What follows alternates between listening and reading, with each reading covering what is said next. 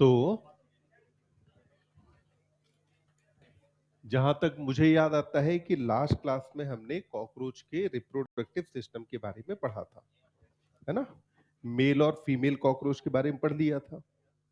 फिर अपने को पढ़ना था जो है फर्दर फर्टिलाइजेशन वगैरह। पढ़े थे कि नहीं? नहीं। चलो एक बार वापस से देख लेते हैं। तो हमने कहा कि कॉकरोच में अगर बात करें मेल रिप्रोडक्टिव सिस्टम में, तो टेस्टिस का नंबर कितना था? 1 पेयर। टेस्टिस कौन से सेगमेंट के अंदर थे? 4 टू 6 एब्डोमिनल सेगमेंट।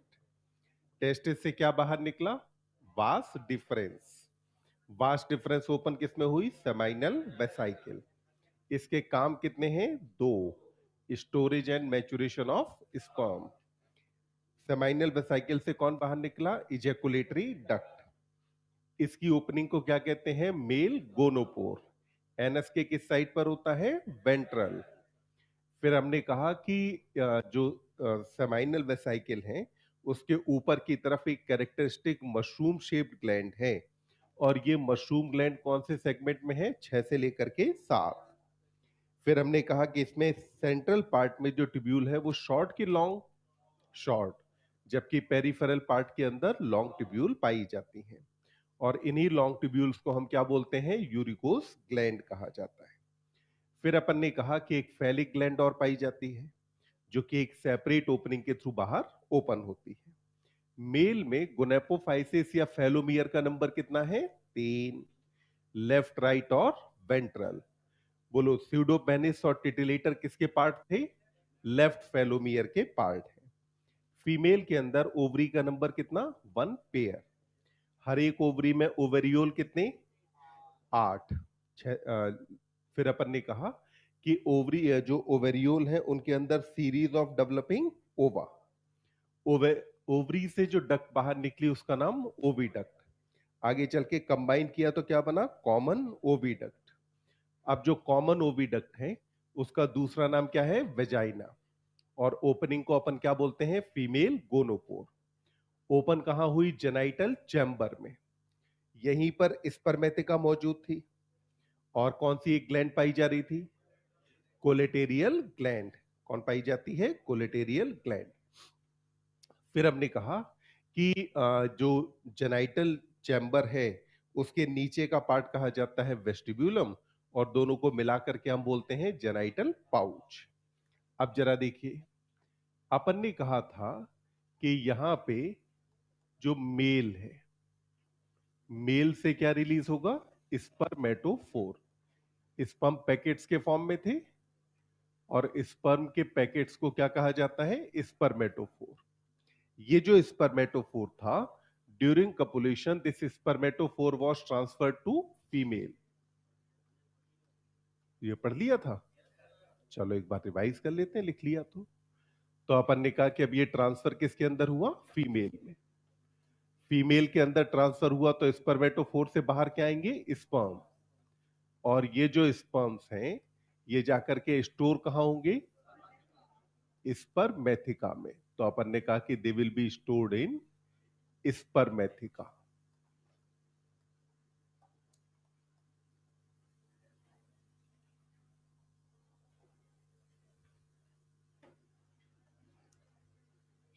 तो स्पर्मेथिका में जाकर के स्टोर हुए। अब देखिए दूसरी तरफ, अगर हम बात करते हैं फीमेल में, तो फीमेल के अंदर क्या पाई जा रही थी? ओवरी। और ओवरी से एक बार में कितने ओवम बाहर आने थे? तो अपन ने कहा लगभग 14 टू 16 ओवम। तो ये जो 14 टू 16 ओवम है, ये अब जाकर के कहां पहुंचे? तो ये पहुंचेंगे जेनाइटल चैम्बर में। तो कौन से पार्ट के अंदर पहुंचे? जेनाइटल चैम्बर के अंदर। अब जेनाइटल चैम्बर में जब ओवम पहुंचे तो वहीं स्पर्मेथिका से कौन आ गया? स्पर्म। तो ये स्पर्म भी स्पर्मेथिका से कहां पहुंचे? जेनाइटल चैम्बर में। जब ये दोनों चीजें जेनाइटल चैम्बर में पहुंचेंगी तो रिजल्टेंट जेनाइटल चैम्बर के अंदर क्या होने वाला है? फर्टिलाइजेशन। तो अपन ने कहा जेनाइटल चैम्बर में होगा फर्टिलाइजेशन। और जब फर्टिलाइजेशन होगा तो उसके बाद क्या बनेगा? जाइगोट। तो अपन ने कहा फर्टिलाइजेशन के बाद क्या बनता है, जाइगोट, या इसी को क्या कहा गया है, एग। तो इसी जाइगोट को एनसीईआरटी ने क्या बोल दिया, एग। अब हमने इसमें कहा था कि एक बार में एग कितने रिलीज हुए, तो 14 टू 16 ना। तो मतलब कि यहां पर ये लगभग 2 लेयर के अंदर अरेंज हो जाएंगे, तो ऐसे करके 5, 6, 7 और ये 8। तो ऐसे करके 14 टू 16 एक्स यहां पर अरेंज हुए, और ये कितनी लेयर के फॉर्म में अरेंज है, 2। अब यहीं पर एक ग्लैंड थी, कोलेटेरियल ग्लैंड, वो इसके ऊपर क्या बना देगी, एक कवरिंग। तो ये जो कवरिंग है, this covering is secreted by colleterial gland. तो इस कवरिंग को सेक्रीट किया कोलेटेरियल ग्लैंड ने। जब कोलेटेरियल ग्लैंड ने इस कवरिंग को सेक्रीट किया, तो अब यहां पर क्या बन गया, ऊथिका। ये जो स्ट्रक्चर बनी ना, इस स्ट्रक्चर को बच्चे अपन नाम क्या देते हैं, ऊथिका नाम देते हैं। ये जो ऊथिका है, इन ऊथिका का नंबर कितना था, तो अपन ने कहा था नंबर कितना है, 9 to 10। फिर हमने साइज की भी बात की थी, कितना, 3/8 इंच, या अपन ने कहा था कितना, 8 मिलीमीटर। तो इसका साइज कितना है, 3/8 इंच, और या मिलीमीटर में अगर बात करें तो कितना, 8 मिलीमीटर। और कलर कैसा रहेगा, रेडिश ब्राउन। तो कलर अपन ने कहा कि ये होता है इसका लगभग रेड ब्राउन जैसा। और एक ऊथिका के अंदर एक्स का नंबर अपन ने बात करी थी, 14 टू 16 होते हैं। अब ये जो ऊथिका है, इस ऊथिका को ड्रॉप कर दिया जाएगा एक क्रैक या सर्वाइस में। तो कहां ड्रॉप कर दिया बेटा, क्रैक या सर्वाइस के अंदर। अपन ने कहा कि कहीं पे ले जाकर के इसे ड्रॉप कर दिया। जहां पे ड्रॉप किया, वहां बोलो मॉइस्चर ज्यादा होना चाहिए कि कम। तो कॉकरोच को जब खुद को मॉइस्चर चाहिए, तो ऑब्वियस सी बात है इसके बच्चों को भी चाहिए। तो इस जगह पर अपन ने कहा कि ह्यूमिडिटी क्या होनी चाहिए, ज्यादा। और कॉकरोच क्या चाहेगा कि इसके बच्चे ऊथिका से निकलने के बाद भूखे मर जाए कि खाए पिए। तो मतलब कि क्लोज टू फूड सोर्स। तो ये कहां होना चाहिए, क्लोज टू फूड सोर्स। इसीलिए अपन ने कहा था ना, किचन का जो ड्रेन पाइप है वो सबसे फेवरेट एरिया है इसका, क्योंकि वहां पे सारी चीजें मिलती हैं। अब जब इसे यहां ला करके ड्रॉप कर दिया ऊथिका को, तो अब उसके बाद बात आती है फर्दर कि यहां डेवलपमेंट कैसा होता है। तो कॉकरोच के मामले में जो डेवलपमेंट है, उसे कहा जाता है पोरोमेटाबोलस। क्या बोलते हैं डेवलपमेंट को, इस टर्म को अपन याद रखेंगे कि यहां जो डेवलपमेंट है ये होता है पोरोमेटाबोलस डेवलपमेंट होता है। अब कहानी है क्या, उसे एक बार समझो। तो बच्चे, डेवलपमेंट होता है दो तरह का, डायरेक्ट और इनडायरेक्ट। कितनी तरह का, पहले को आप बोलते हैं डायरेक्ट और दूसरा इनडायरेक्ट। जब अगर यंग वन एडल्ट से रिजेंबल करता हो, या अगर आप यंग वन को देख करके बता सकें कि यही आगे बड़ा होकर के एडल्ट बनने वाला है, तो हम ऐसे डेवलपमेंट को क्या बोलते हैं, डायरेक्ट। फॉर एग्जाम्पल, जैसे हम अगर ह्यूमन के केस में ही बात करें, तो एक छोटे बच्चे को देख के बताया जा सकता है ना कि आगे चल के इंसान ही बनेगा। वहीं पर अगर अपन बात करें इनडायरेक्ट डेवलपमेंट की, तो जब अगर यंग वन एडल्ट से रिजेंबल ना करता हो, जैसे मेढक के मामले में क्या बनता है, टेडपोल। टेडपोल में पूंछ होती है कि नहीं, जबकि एडल्ट में नहीं है। तो मतलब टेडपोल एडल्ट जैसा दिख रहा है क्या, नहीं। टेडपोल में गिल्स होते हैं, एडल्ट में गिल्स नहीं होते। टेडपोल घास खाता है, टेडपोल क्या खाता है, घास। जबकि जो एडल्ट है वो कीड़े खाता है। तो क्या टेडपोल के कैरेक्टर एडल्ट से मैच कर रहे हैं, नहीं। जब अगर मैच ना करें, तो ऐसे डेवलपमेंट को बोलो इनडायरेक्ट। क्या कहा जाएगा, इनडायरेक्ट। अगर मैच कर जाए तो क्या बोलेंगे, डायरेक्ट। अगर मैच ना करें तो क्या बोलोगे, इनडायरेक्ट। अब इंसेक्ट्स के मामले में क्या होता है कि कहानी इतनी सिंपल नहीं है जहां पे आप डायरेक्ट और इनडायरेक्ट कह सकें। उसके बीच में भी अलग अलग स्टेजेस होती हैं।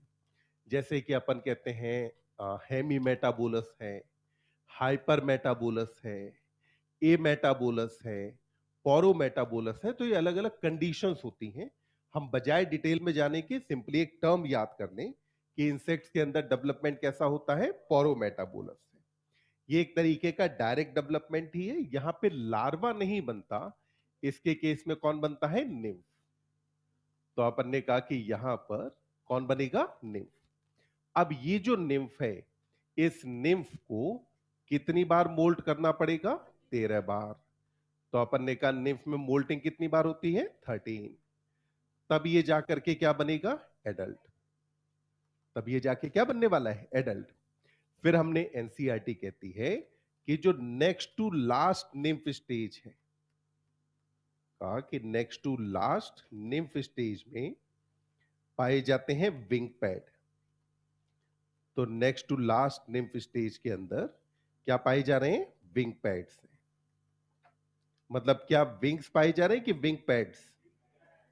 जबकि एडल्ट के अंदर अगर हम देखें तो एडल्ट के अंदर पाए जाते हैं विंग्स। तो विंग्स केवल किसके अंदर होते हैं, एडल्ट में। जबकि निम्फ स्टेज में अगर हम बात करें तो विंग्स पाए जाते हैं क्या, नहीं। क्योंकि इसमें देखो काय कि लास्ट निम्फ स्टेज के बाद वाली जो स्टेज है उसके अंदर विंग पैड है। तो मतलब कि निम्फ के अंदर विंग्स नहीं है। तो निम्फ के अंदर विंग्स नहीं है जबकि एडल्ट के अंदर विंग्स हैं। तो क्या निम्फ एडल्ट जैसा दिखाई देता है, नहीं।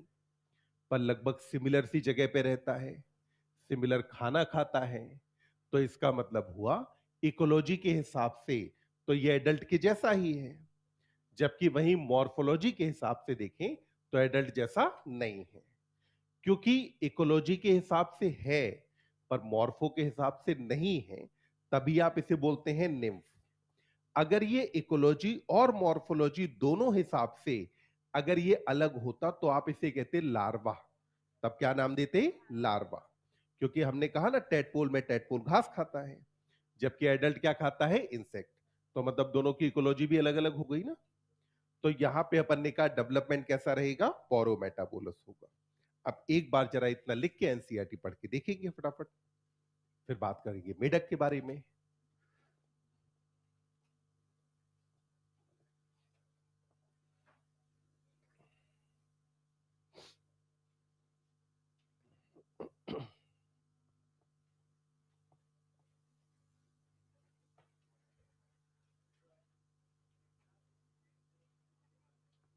क्या बेटा,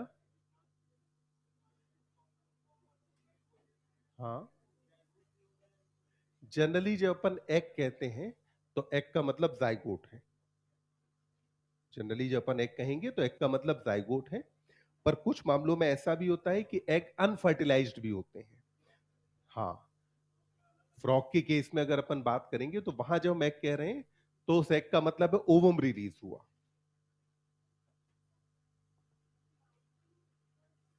मोल्टिंग का मतलब है एक्सोस्केलेटन को शेड करना। जैसे जैसे निम्फ बड़ा होगा तो अब उसकी बॉडी के ऊपर एक्सोस्केलेटन है जो हार्ड है। तो अगर ये एनिमल बड़ा होना चाहेगा तो एक्सोस्केलेटन रोकेगा ना। तो तरीका ये कि एक्सोस्केलेटन को शेड कर दो, गिरा दो। तो एक्सोस्केलेटन को शेड करने को ही अपन बोलते हैं मोल्टिंग।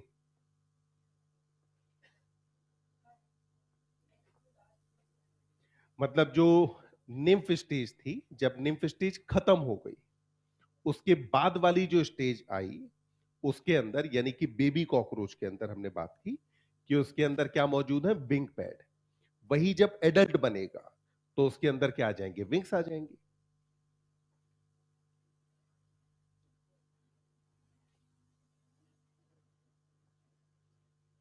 आगे बढ़े,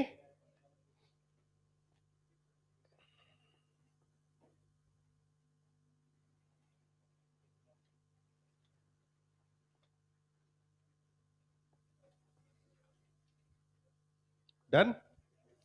तो अब अपन बात करते हैं फ्रॉग के बारे में। तो अगर आपको किसी भी एनिमल को जानना हो तो सबसे पहले अपन क्या जाने, क्लास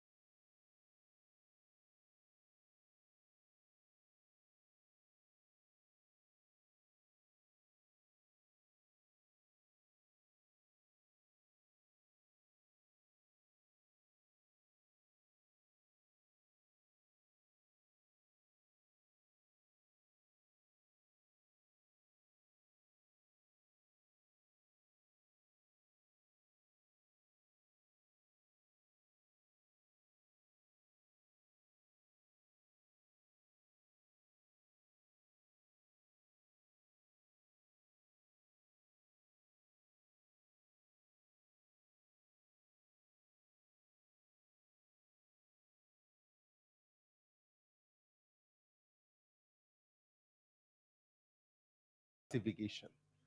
तो बोलो मेढक का फाइलम कौन? फाइलम का नाम क्या है? कॉर्डेटा। फाइलम कौन सा है इसका? कॉर्डेटा। तो सबसे पहले आप मेढक को कौन से फाइलम के अंदर रखते हैं? कॉर्डेटा। मतलब हमसे ज्यादा रिजेंबल कौन करता है, मेढक की कॉकरोच? क्योंकि हम भी कॉर्डेटा में आते हैं और मेढक भी कॉर्डेटा में ही आता है। तो फाइलम इसका कौन सा हुआ? कॉर्डेटा। कॉर्डेटा में आप उन्हीं एनिमल्स को रखते हैं ना जिनके अंदर नोटोकॉर्ड पाई जाती है। अगर नोटोकॉर्ड लाइफ में कभी भी रही हो तो हम ऐसे एनिमल को कहां रखते हैं? कॉर्डेटा में। और अगर लाइफ में कभी नहीं पाई गई तो उस एनिमल को आप क्या कहेंगे? Non chordate. फिर हमने कहा फाइलम के बाद क्लासिफिकेशन में अगली कैटेगरी कौन सी आती है? क्लास। क्लास अगर हम बात करें तो इसकी क्लास का नाम है एम्फीबिया। क्लास का नाम क्या है? एम्फीबिया। एम्फीबिया वर्ड में दो शब्द छिपे हुए हैं। पहला एम्फी और दूसरा बायोस। पहला वर्ड क्या है? एम्फी और दूसरा है बायोस। एम्फी मतलब सिंगल की डबल? डबल। और बायोस मतलब लाइफ। तो इसके अंदर ड्यूअल नेचर ऑफ लाइफ होती है, क्योंकि एनिमल लैंड पे भी पाया जाता है, फ्रेश वाटर में भी रहता है। तो दो तरीके की लाइफ बिता रहा है। जब लैंड पे है तो हम क्या कहेंगे? टेरेस्ट्रियल। और पानी में है तो क्या कहेंगे? एक्वेटिक। पानी में कैसा? फ्रेश वाटर की मैरीन? हाँ। फ्रेश वाटर मतलब ताजा पानी नहीं, फ्रेश वाटर मतलब मीठा पानी। तो पानी कितने तरीके का है? दो। एक तो फ्रेश वाटर जो कि आपको नदी, तालाब, झील में मिलता है, जिसको आप पी सकते हैं। दूसरा मेरीन वाटर जो कहां मिलेगा? सी में, जिसको आप कंज्यूम नहीं कर सकते हैं। तो अपन ने कहा कि ये कौन से क्लास के अंदर आता है? एम्फीबिया। क्योंकि एनिमल कहां कहां रहता है? तो अपन ने कहा कि एनिमल एक तो रहता है जमीन पर, और जमीन के अलावा दूसरा अपन ने कहा कहां रहता है? फ्रेश वाटर पे। तो क्योंकि एनिमल जमीन पर और फ्रेश वाटर पर दोनों ही जगह रहता है, तो इसीलिए हमने इसे कहां रखा? एम्फीबिया में। अब इसके बाद इसके जीनस का नाम है राना। जीनस क्या है? इंडिया में कॉमनली कौन पाया जाता है? राना। और इसकी स्पीसीज का नाम है टिग्रीना। स्पीसीज को क्या बोलते हैं अपन? टिग्रीना।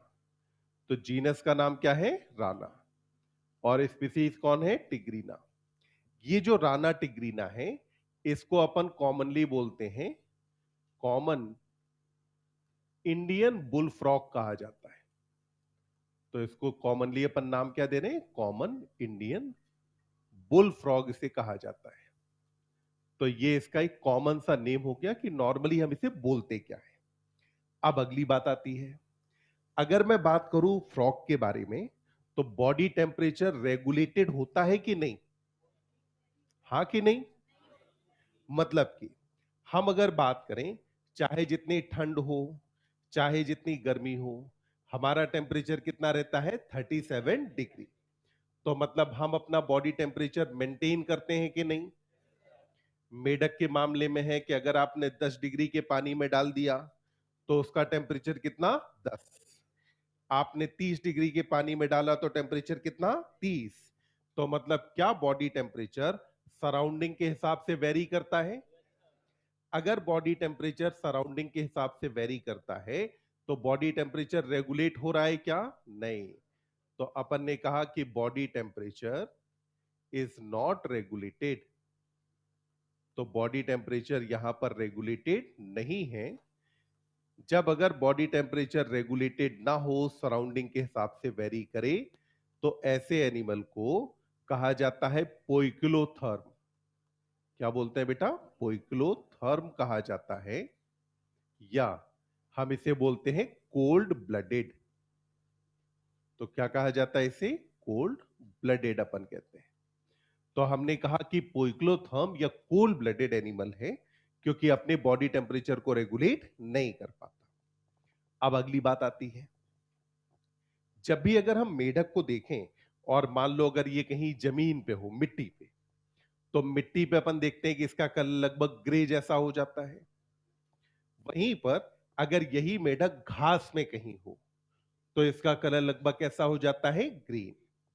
मिट्टी का कलर लगभग कैसा होता है? ग्रे। घास का कलर कैसा है? ग्रीन। तो क्या ये अपनी सराउंडिंग के साथ खुद के कलर को मैच करने की कोशिश करता है?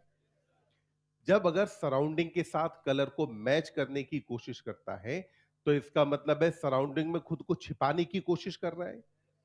इसी चीज को हम बोलते हैं कैमोफ्लेज या मिमिक्री। क्या कहा जाता है? कैमोफ्लेज या मिमिक्री कहा जाता है। तो अपन ने कहा कि यहां पर जो बॉडी कलर है, this body colour changes with surrounding. तो बॉडी कलर चेंज हो जाता है सराउंडिंग के साथ।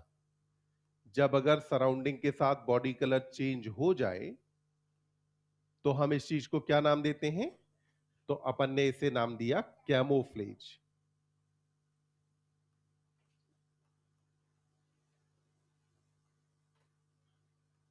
और ये जो कैमोफ्लेज है, इसकी वजह से इसको क्या हो रहा है? प्रोटेक्शन मिल रहा है ना।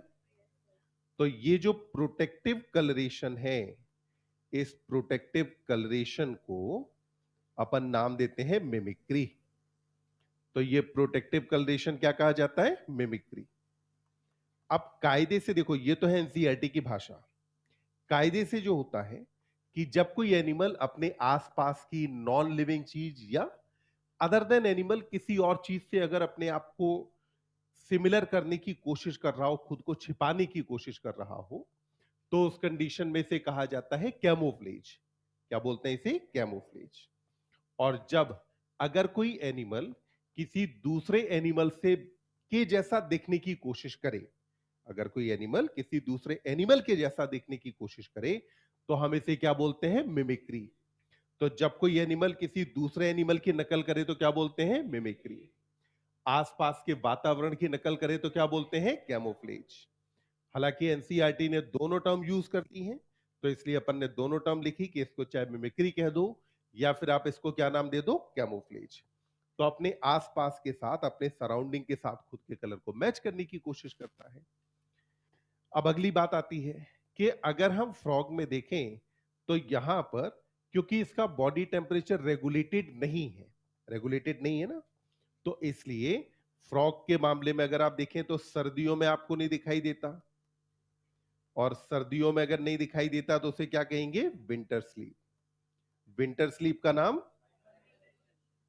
और जब अगर ज्यादा गर्मी हो तो दिखाई देता है क्या? नहीं। तो अपन ने कहा इसे क्या बोल दो? Summer sleep. तो जो समर स्लीप है, इसको अपन नाम दे देंगे एस्टिवेशन। तो समर स्लीप का नाम क्या है? एस्टिवेशन। विंटर स्लीप का नाम क्या हुआ? हाइबरनेशन। फिर बोलो, विंटर स्लीप का नाम समर स्लीप, विंटर स्लीप का नाम समर स्लीप को क्या कहते हैं? तो जब एनिमल सर्दी के टाइम पे जमीन के नीचे चला जाए, क्योंकि हमारा जो अर्थ है ना, ये अर्थ क्रस्ट टेम्परेचर के मामले में बहुत अच्छा इंसुलेटर है। मतलब इसका टेम्परेचर बहुत जल्दी चेंज नहीं होता। इसीलिए जाड़े के दिनों में अगर आप देखें, तो कुत्ते अगर कहीं बैठते हैं तो आसपास की मिट्टी को थोड़ा खोद के गड्ढे जैसा बना लेते हैं। वो गड्ढे में इसीलिए कि मिट्टी से ज्यादा बॉडी कांटेक्ट में रहे, क्योंकि जितना ज्यादा बाहर रहेंगे सर्दी में सरवाइव करना उतना ही ज्यादा मुश्किल। तो ऐसे ही ये एनिमल कहां चला गया? मिट्टी के नीचे। जब अगर सर्दियों में जाए तो क्या बोलोगे? और गर्मी में जाए तो? सर्दी में जाए तो? गर्मी में एस्टिवेशन कहते हैं। अब अगला देखिए, फ्रॉग के अंदर पाई जाती है सेक्सुअल डाइमॉर्फिज्म। क्या पाया जाता है? Sexual dimorphism. क्या मतलब है इस टर्म का? मेल और फीमेल को आप मॉर्फोलॉजी के बेसिस पर आइडेंटिफाई कर सकते हैं, यानी बाहर से देख करके हम बता सकते हैं। कैसे? तो देखो, सबसे पहले मेल के अंदर पाए जाते हैं वोकल सैक। मेल के अंदर क्या पाए जाते हैं? Vocal sac. जब मैंने कहा कि मेल के अंदर वोकल सैक्स अगर पाए जाते हैं, तो ऑब्वियस सी बात है, मैं ये भी कह रहा हूं फीमेल के अंदर नहीं है। मेल में क्या होता है, उसकी बक्कल कैविटी के नीचे की तरफ दो बैग लाइक स्ट्रक्चर्स होती हैं। तो जो मेढक के टर्राने की आवाज आती है ना, वो किसकी है? मेल की कि फीमेल की? वो किसकी आवाज होती है? मेल की। तो वोकल सैक किसके अंदर है? मेल में कि फीमेल में? तो अगर वोकल सैक दिखाई दे तो मतलब मेढक कौन है? मेल है। दूसरा, अगला देखिए, मेल में एक कैरेक्टर और होता है, first digit of four limb. कहां पर मौजूद है? First digit of four limb. इस पर पाया जाता है कॉपुलेटरी पैड। तो first digit of four limb पर क्या पाया जाता है मेढक में? कपुलेटरी पैड पाया जाता है। तो कपुलेटरी पैड कहां पाया जा रहा है? First digit of four limb. सबसे पहले फोर लिम्ब पे कि हाइंड लिम्ब? फोर लिम्ब मतलब आगे के पैर की पीछे के?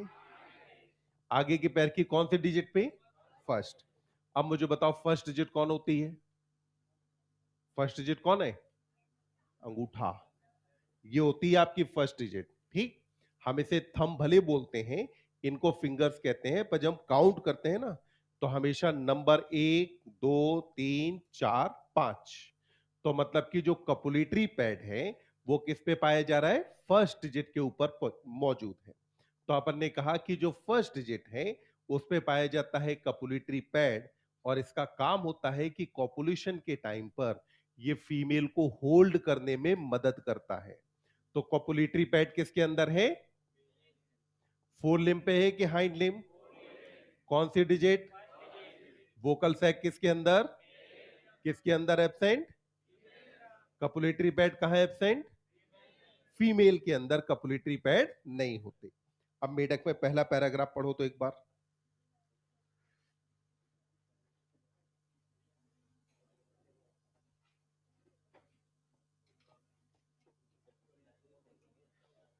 जब अगर आप मॉर्फोलॉजी के बेसिस पर मेल और फीमेल को पहचान सकते हैं तो इस कैरेक्टर को हम बोलते हैं सेक्सुअल डाइमॉर्फिज्म।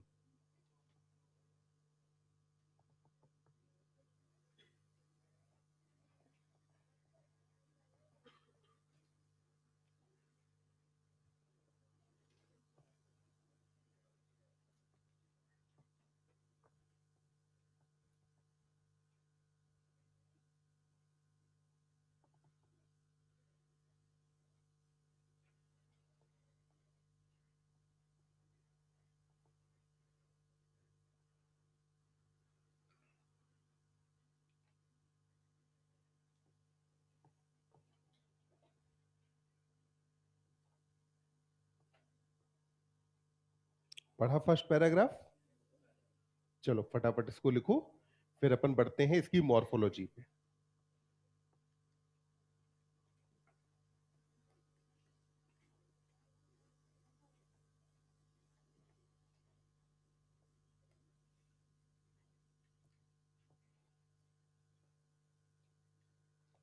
तो कितने लोगों ने मेढक अपने जीवन में कभी पकड़ा है या छुआ है? छुए नहीं है कभी? छुआ है? तो मेढक की स्किन कैसी होती है? खुरदुरी की चिपचिपी? और सूखी की मॉइस्ट? मॉइस्ट होती है ना? तो अपन ने कहा मॉर्फोलॉजी में सबसे पहले यहां पर मॉइस्ट एंड स्लिपरी स्किन है। तो स्किन कैसी होती है? मॉइस्ट और स्लिपरी है। अब ये स्किन मॉइस्ट और स्लिपरी क्यों है? क्योंकि मेढक के मामले में पाई जाती है म्यूकस ग्लैंड। स्किन पे कौन सी ग्लैंड मौजूद है? Mucus gland. अब बोलो, स्किन इसकी मॉइस्ट और स्लिपरी होने के क्या फायदे आप सोच सकते हैं? इसको क्या बेनिफिट होता होगा? अगर स्किन स्लिपरी है तो प्रेडेटर आसानी से पकड़ पाएगा क्या? नहीं, प्रेडेटर से निकल के भाग जाएगा। स्किन मॉइस्ट क्यों है? क्योंकि ये ज्यादातर गैसियस एक्सचेंज कहां से करता है? स्किन के थ्रू। गैसियस एक्सचेंज कहां से करता है? स्किन से। और एक थंब रूल याद रखना, जितनी भी गैसियस एक्सचेंज की साइड्स होती हैं, चाहे आपके लंग्स हो, चाहे फिश के गिल्स हो, या इसकी स्किन हो, हर एक गैसियस एक्सचेंज की साइट मॉइस्ट होती है। क्यों? क्योंकि गैसेस का एक्सचेंज कभी भी गैसियस स्टेट में नहीं होता। गैसेस का एक्सचेंज कभी गैसियस स्टेट में नहीं होता। गैस हमेशा जाएगी, पहले पानी में डिसॉल्व होगी, जब डिसॉल्व्ड स्टेट में आ जाएगी तब उसके बाद उसका एक्सचेंज होगा, चाहे O2 हो या CO2 हो, जब तक ये डिसॉल्व नहीं होंगे तब तक गैसियस एक्सचेंज नहीं हो सकता। तो मतलब अगर हम मेढक की स्किन को सुखा दें तो मेढक जिंदा रहेगा कि मर जाएगा? मर जाएगा। क्यों? क्योंकि उसमें गैसियस एक्सचेंज नहीं होगा। तो अपन ने कहा स्किन कैसी है? मॉइस्ट और स्लिपरी है, सबसे पहली बात। अब दूसरी बात देखिए, आगे अगर हम बात करें तो यहां जो मेढक है इट नेवर ड्रिंक वाटर। क्या मेढक कभी पानी पीता है? नहीं।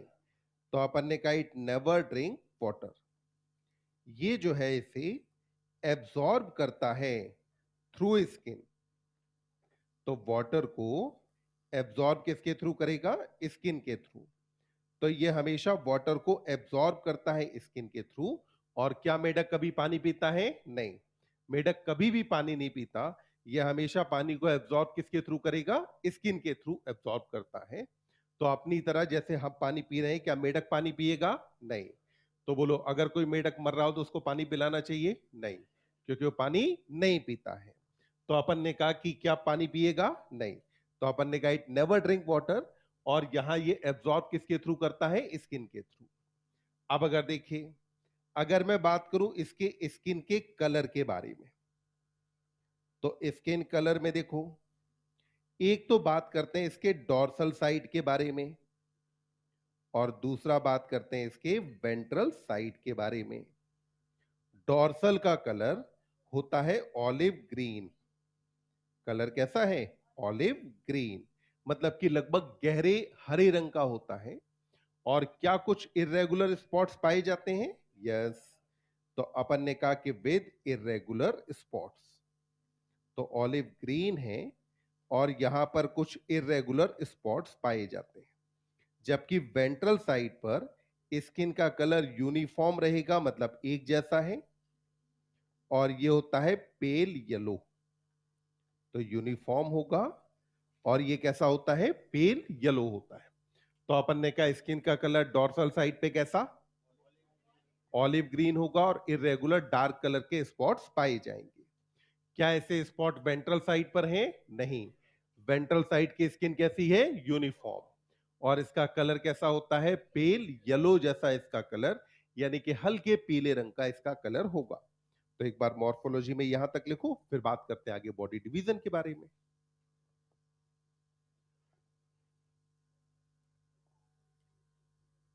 नहीं, स्किन से गैसियस एक्सचेंज थोड़ी होता है। तो स्किन तो वहां एक्सोस्केलेटन में हमने कहा था हार्ड प्लेट्स के फॉर्म में है, तो मॉइस्ट नहीं है, वो ड्राई है।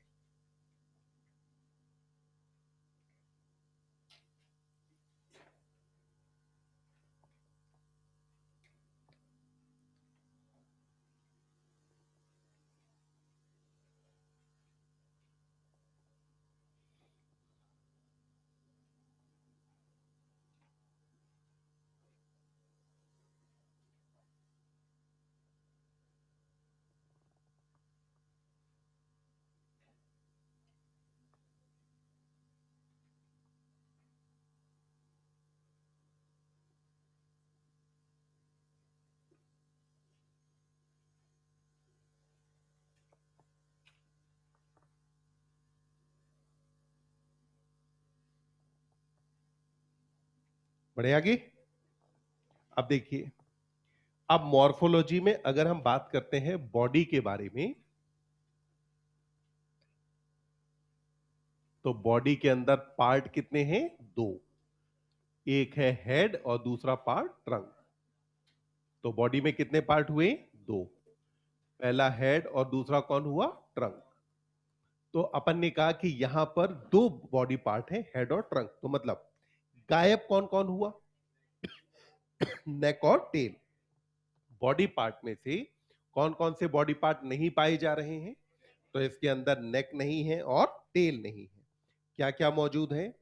हेड और ट्रंक। क्या इसका ट्रंक हमारी तरह थोरेक्स और एब्डोमेन में डिवाइडेड है? नहीं, पूरा ट्रंक एक साथ है। अब अगर बात करें हेड के बारे में, तो हेड लगभग कैसा होता है? ट्रायंगुलर। हेड का शेप लगभग कैसा रहने वाला है? ट्रायंगुलर। यहां पर पाए जाते हैं वन पेयर ऑफ नोस्ट्रिल। क्या पाए जाते हैं? One pair of nostrils. और जो नोस्ट्रिल्स हैं ये रहेंगे अबव माउथ। तो माउथ के ऊपर की तरफ नोस्ट्रिल्स का नंबर इसके अंदर कितना हो गया? वन पेयर ऑफ नोस्ट्रिल्स यहां पर पाए जाते हैं। और नोस्ट्रिल्स के थ्रू ऑब्वियस सी बात है कि ये एयर को इनहेल करने वाला है, तो वन पेयर ऑफ नोस्ट्रिल मौजूद है। इसके अलावा आपको यहां पे दिखाई देगा टिम्पैनम। क्या दिखाई देता है हेड वाले पार्ट पर? टिम्पैनम दिखाई देता है। टिम्पैनम किसे रिप्रेजेंट करेगा? ईयर को। तो अपन ने कहा कि जो टिम्पैनम है वो रिप्रेजेंट करता है ईयर को। किसे रिप्रेजेंट करेगा? ईयर। अब यहां बात समझना, अपन ने कहा कि फ्रॉग के अंदर केवल इंटरनल और मिडिल ईयर होता है। कितने ईयर हैं? दो, इंटरनल और मिडिल। क्या एक्सटर्नल ईयर होता है? नहीं। हमारी केस में एक्सटर्नल ईयर में आता है ईयर पिन्ना और ये ऑडिटरी कैनाल। इसके केस में ना तो ऑडिटरी कैनाल है ना ईयर पिन्ना है, केवल कहां तक स्ट्रक्चर है? टिम्पैनम, यानी कि ईयर ड्रम तक की स्ट्रक्चर पाई जाती है। तो अब मान लो तुम किसी मेढक से पूछो कि बताओ तुम्हारे कान कहाँ हैं, तो वो किस पे हाथ रखेगा? टिम्पैनम पे। तो इसीलिए अपन ने क्या कहा? ईयर को रिप्रेजेंट कौन करता है? Tympanum. Year is represented by tympanum. साथ में हेड पर अगर हम बात करें तो ऑब्वियस सी बात है आईज भी पाई जाएंगी। तो यहां पर क्या मौजूद है? वन पेयर ऑफ आई। तो अपन ने कहा कि यहां वन पेयर ऑफ आईज। इनके बारे में आगे बात करेंगे सेंसरी ऑर्गन्स के अंदर। अभी आ जाते हैं उधर ट्रंक वाले पार्ट पर। अगर ट्रंक में हम बात करें तो ट्रंक में यहां पर अब आप देखिए, फाइलम कॉर्डेटा को कितने सब फाइलम में डिवाइड करते हैं? तीन। कितने सब फाइलम होते हैं? तीन। पहले का नाम है यूरोकॉर्डेटा। क्या नाम है? जोर से बोलो। यूरो मतलब होता है टेल, कॉर्ड मतलब नोटोकॉर्ड, एटा मतलब हैविंग। जब अगर लार्वा की टेल में नोटोकॉर्ड पाई जाती हो तो उसे कहां रखते हैं? यूरोकॉर्डेटा में। और कौन मुझे बताएगा एनसीईआरटी के तीन एग्जांपल यूरोकॉर्डेटा के? एसिडिया, साल्पा, डोलियोलम। कौन कौन तीन एग्जांपल? एसिडिया, salpa, Doliolum. फिर से बोलो, एसिडिया, साल्पा, डोलियोलम। फिर अपन ने कहा यूरोकॉर्डेटा के बाद दूसरा सब फाइलम आता है एसिडिया, साल्पा, डोलियोलम। फिर से बोलो, एसिडिया, साल्पा, डोलियोलम। फिर अपन ने कहा यूरोकॉर्डेटा के बाद दूसरा सब फाइलम आता है सिफेलोकॉर्डेटा। सिफेल मतलब होता है हेड, और कॉर्डेटा का मतलब आपको पता ही है। जब नोटोकॉर्ड हेड से लेकर के टेल तक और थ्रू आउट लाइफ पाई जाती हो तो हम कहां रखते हैं? सिफेलोकॉर्डेटा में। फिर आता है वर्टिब्रेटा। अगर नोटोकॉर्ड रिप्लेस हो जाती है वर्टिबल कॉलम से तो उसे कहां रखते हैं? वर्टिब्रेटा। सब फाइलम वर्टिब्रेटा को अपन डिवाइड करते हैं दो डिविजन्स के अंदर। कौन कौन से होते हैं? एग्नेथा और ग्नेथोस्टोमेटा। एग्नेथा और ग्नेथोस्टोमेटा। ए मतलब नहीं, ग्नेथ मतलब जॉ, तो मतलब इनके अंदर जॉ नहीं है। क्या नहीं है? जॉ की टीथ। ध्यान रखना, टीथ हैं, जॉ नहीं होते। फिर अपन ने कहा दूसरा आता है ग्नेथोस्टोमेटा। तो ग्नेथ का मतलब क्या था? स्टोम का मतलब माउथ, और एटा मतलब हैविंग। तो जब अगर मुंह में जबड़े पाए जाए तो कहां रखो? ग्नेथोस्टोमेटा में। जो डिवीजन ग्नेथोस्टोमेटा है, अब इसे डिवाइड करते हैं दो सुपर क्लास में। कितनी सुपर क्लास बनाते हैं? दो। पहला पाइसेस और दूसरा टेट्रापोडा। पाइसेस के अंदर हम रखते हैं सारी फिशेस को। टेट्रापोडा में चार क्लास आती हैं, एम्फीबिया, रेप्टिलिया, एवीज और मैमेलिया। तो मतलब कि ये कौन सी सुपर क्लास के अंदर आया? टेट्रापोडा। टेट्रा मतलब, पोडा मतलब, तो पैर कितने? चार। तो अपन ने कहा कि यहां ट्रंक पर आपको दिखाई देंगे टू पेयर ऑफ लिम्स। तो लिम्स यहां पर कितने मौजूद है बेटा? टू पेयर ऑफ लिम्स यहां पर पाए जा रहे हैं।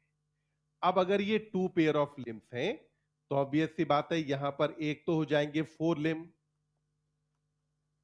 और दूसरे कौन हो जाएंगे? हाइंड लिम। अब फ्रॉग का जब भी हम डायग्राम देखते हैं तो हमें क्या लगता है कि दोनों में से ज्यादा बड़ा कौन, फोर लिम्ब या हाइंड लिम्ब? तो हाइंड लिम्ब अपन ने कहा कि ज्यादा लार्जर हैं और मस्कुलर हैं। हाइंड लिम्ब क्या होते हैं? ज्यादा लार्जर हैं और मस्कुलर होते हैं। यानी कि फोर लिम्ब के कंपैरिजन में कहीं ज्यादा मस्कुलर और लार्जर कौन होता है? Hind limb.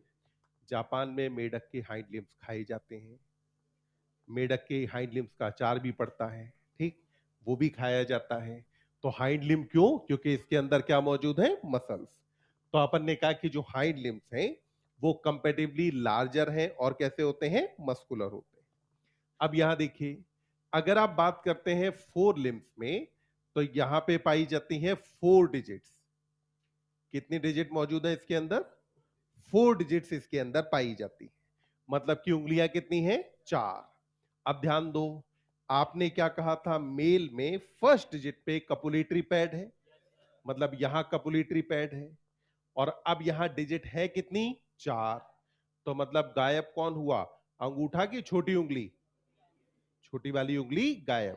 तो फोर डिजिट में कितने, फोर लिम्ब के अंदर कितनी डिजिट? चार डिजिट्स यहां पर पाई जाती है। वहीं पर जब आप बात करते हैं हाइंड लिम्ब की तो यहां नंबर ऑफ डिजिट हो जाता है पांच। हाइंड लिम्ब में कितनी डिजिट्स हैं? फोर लिम्ब के अंदर कितनी? चार। अब देखिए, जो हाइंड लिम्ब्स हैं यहां पर पाए जाते हैं मेम्ब्रेनस फोल्ड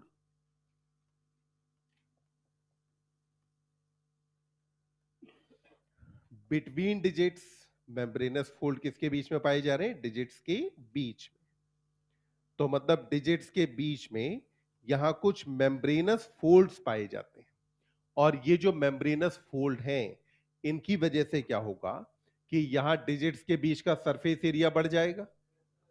अब देखो, एक कंडीशन है कि मान लो डिजिट्स ऐसे हैं, तब इसका अपना एक सरफेस एरिया है। दूसरा, अगर इसके बीच में वेब मौजूद हो, तो अगर वेब मौजूद होगा तो उस केस में क्या होगा? सरफेस एरिया और ज्यादा बढ़ जाएगा।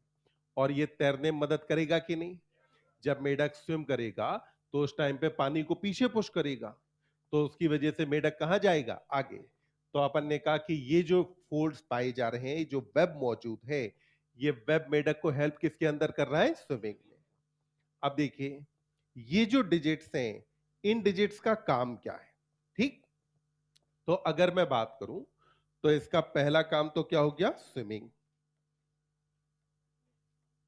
इसे हाइबरनेशन और एस्टिवेशन के लिए मिट्टी के नीचे जाना था, तो बरोइंग भी करनी पड़ेगी। बरोइंग का मतलब क्या हुआ? इसको जमीन के अंदर क्या बनाना पड़ेगा? बिल। फिर मेढक क्या कदम कदम करके चलता है या कूद कूद के चलता है? जब कूद कूद के चलता है तो इसी चीज को अपन क्या बोलते हैं? लीपिंग। क्या कहा जाता है इसे? लीपिंग। तो अपन ने कहा कि स्विमिंग है, बरोइंग है, लीपिंग है। कभी कभार मान लो एकदम धीमे धीमे चले तो उस केस में कुछ वॉकिंग जैसा भी आप रख सकते हैं। बाकी मेनली काम कितने हैं? तीन। स्विमिंग है, बरोइंग है और लीपिंग। ये मेढक के लिम्स के काम होते हैं। अब समझिए, मेढक के अंदर गर्दन न पाए जाने का एक फायदा है। क्योंकि मेढक कूद कूद के चलता है, तो अगर इसमें गर्दन होती तो इसका हेड मूव करता। उस केस में जब भी कूदता और जमीन पे आता तो हर बार इसकी नेक पे झटका लगता, तो उसकी वजह से इसको दिक्कत होती ही कि नहीं। अब इसमें नेक नहीं है तो इसका एक फायदा क्या हुआ कि एनिमल आराम से जंप कर सकता है। पर इसका एक नुकसान भी है। क्या ये अपने हेड को रोटेट कर सकता है? नहीं, ये अपने हेड को रोटेट नहीं कर सकता। तो अब एक बार मॉर्फोलॉजी वाला पैराग्राफ पढ़ के देखो। लीपिंग मतलब कूद कूद के चलना, बरोइंग मतलब बिल बनाना।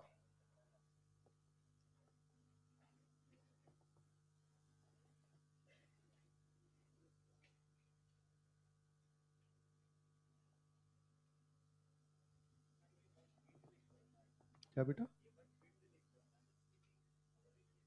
जो फंक्शंस हैं ये दोनों लिम्स के मिला के हैं।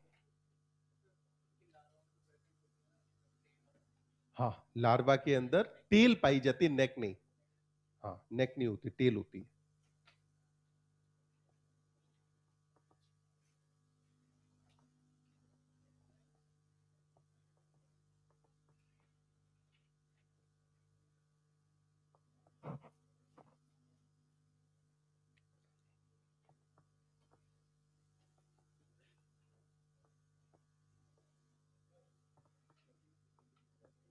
क्या बेटा?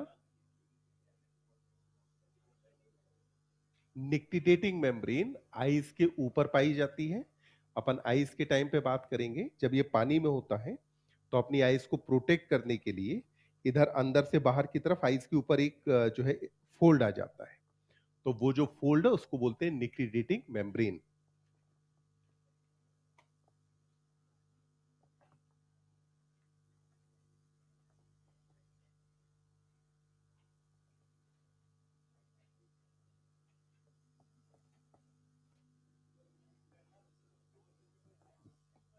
हाँ, केवल हाइंड लिम्ब पर।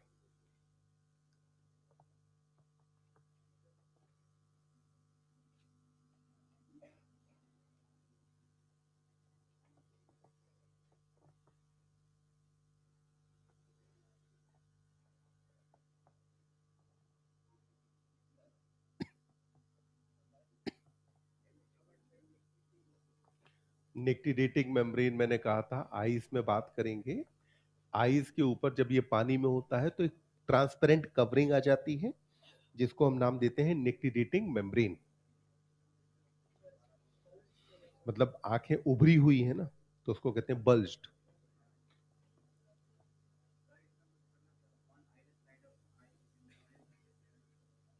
आंखें ऊपर की तरफ है, आंख की दोनों तरफ टिम्पेनम मौजूद होगा।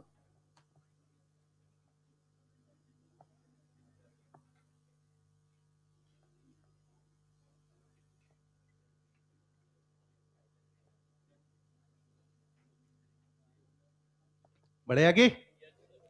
देखिए, अब बात करते हैं इसकी एनाटमी के बारे में। और एनाटमी में अपन बात करेंगे सबसे पहले फ्रॉग के अंदर डाइजेस्टिव सिस्टम के बारे में।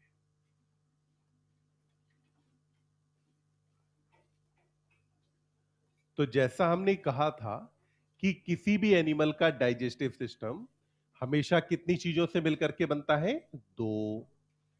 एक तो अपन ने कहा कि यहां रहेगा एलिमेंट्री कैनाल। तो डाइजेस्टिव सिस्टम में पहला पार्ट क्या आ जाता है? Alimentary canal. फ्रॉग की एलिमेंट्री कैनाल छोटी होती है। एलिमेंट्री कैनाल कैसी है? छोटी है। तो लंबी है कि छोटी? तो ये छोटी इसलिए है क्योंकि यह है कार्निवोर। तो अपन ने कहा बिकॉज इट इज कार्निवोर। तो फ्रॉग की एलिमेंट्री कैनाल छोटी है क्योंकि फ्रॉग एनिमल कैसा है बेटा? कार्निवोर एनिमल है। तो कार्निवोरस होने की वजह से फ्रॉग के अंदर एलिमेंट्री कैनाल कैसी रहेगी? छोटी। अब अगर मैं ऐसा कह रहा हूं तो क्या आपको यहां एआर वाला क्वेश्चन दिखाई दे रहा है? तो एनसीईआरटी में मार्क कर दूं। एनसीईआरटी जहां लिखती है alimentary canal of frog is short because it is carnivore, तो वहां पे एआर वाला क्वेश्चन बन गया ना। तो इसको एक बार अपन मार्क कर देंगे। अब जरा देखिए, हमने कहा था एलिमेंट्री कैनाल के बाद दूसरा पार्ट क्या आ जाता है? Associated glands. दूसरा पार्ट क्या आ जाएगा? Associated glands. तो एलिमेंट्री कैनाल के साथ दूसरा पार्ट आ गया एसोसिएटेड ग्लैंड्स। अब ग्लैंड्स में देखो, मेढक के अंदर सलाइवरी ग्लैंड होती नहीं है। तो मेढक के अंदर ग्लैंड से दो, एक है लिवर और दूसरा है पैनक्रियास। तो कितने ग्लैंड मौजूद हैं? दो। पहला लिवर और दूसरा कौन है? पैनक्रियास। अब देखिए, ये जो लिवर है, ये लिवर क्या सेक्रीट करने वाला है? बाइल। लिवर क्या सेक्रीट करेगा? बाइल। और यहां पर डायग्राम में अगर हम देखें तो हमें दिखाई देता है कि ये जो बाइल है आगे जाकर के स्टोर किसके अंदर होने वाला है? गॉल ब्लैडर में। तो हमने कहा कि बाइल आगे जाकर के स्टोर कहां हो जाएगा? गॉल ब्लैडर में। तो गॉल ब्लैडर में स्टोर होगा। यहां से इसे लेकर के कौन जाएगा? Bile duct. आगे लेकर के कौन जाता है? Bile duct. अब पैनक्रियास से सेक्रीट क्या होने वाला है? Pancreatic juice. पैनक्रियास से क्या आता है? पैनक्रियाटिक जूस आएगा।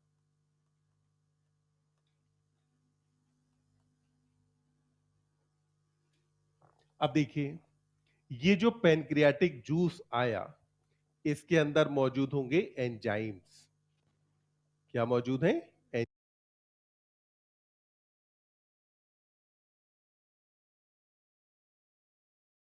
आगे जाकर के स्टोर कहां हो जाएगा? गॉल ब्लैडर में। तो गॉल ब्लैडर में स्टोर होगा। यहां से इसे लेकर के कौन जाएगा? Bile duct. आगे लेकर के कौन जाता है? Bile duct. अब पैनक्रियास से सेक्रीट क्या होने वाला है? Pancreatic juice. पैनक्रियास से क्या आता है? पैनक्रियाटिक जूस आएगा।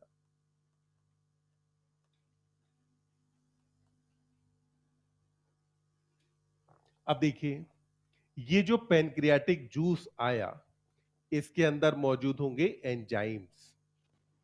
क्या मौजूद हैं? Enzymes for digestion of protein and carbohydrate. तो ये डाइजेशन करेंगे प्रोटीन और कार्बोहाइड्रेट का।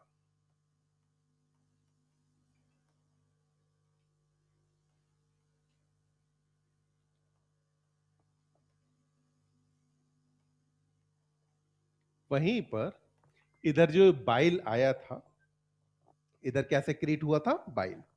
ये जो बाइल है, इसका काम होता है इमल्सिफिकेशन ऑफ फैट। बाइल क्या करता है? Emulsification of fat. मतलब फैट को छोटी छोटी ड्रॉपलेट्स के अंदर तोड़ देना किसका काम है? बाइल का। अब यहां से तो निकली बाइल डक्ट, उधर से निकलती है पैनक्रियाटिक डक्ट। कौन निकलेगा? यह देना किसका काम है? बाइल का। अब यहां फैट, मतलब फैट को छोटी छोटी ड्रॉपलेट्स के अंदर तोड़ देना किसका काम है? बाइल का। अब यहां से तो निकली बाइल डक्ट, उधर से निकलती है पैनक्रियाटिक डक्ट। कौन निकलेगा यहां से? Pancreatic duct. और ये दोनों डक्ट आगे चल करके कंबाइन कर जाती हैं। जब ये दोनों डक्ट कंबाइन करती हैं, तो अब बनती है कॉमन बाइल डक्ट। जब कंबाइन करेंगे तो क्या बनने वाला है? कॉमन बाइल डक्ट बनेगा। तो अब यहां बन गया कॉमन बाइल डक्ट, जो आगे चल करके ड्यूोडेनम में ओपन होती है। अभी अपन बात कर लेते हैं एक बार। अब इधर देखो एलिमेंट्री कैनाल में, तो एलिमेंट्री कैनाल में सबसे पहला पार्ट क्या आ जाएगा? Buccal cavity. इसकी जो बक्कल कैविटी है, इस बक्कल कैविटी के अंदर पाई जाएगी टंग।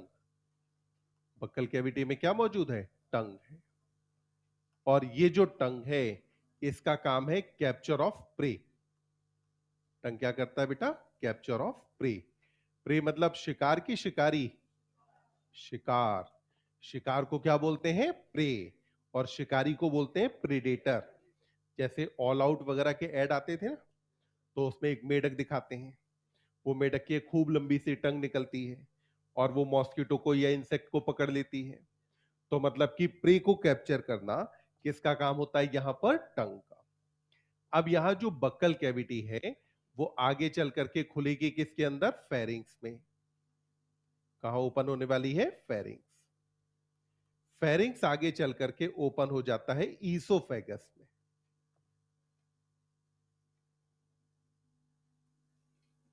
ये ईसोफेगस ऑब्वियस सी बात है ट्यूबुलर स्ट्रक्चर होगा, और जब पूरी एलिमेंट्री कैनाल ही शॉर्ट है, तो ऑब्वियस सी बात है ईसोफेगस को भी कैसा होना चाहिए? शॉर्ट।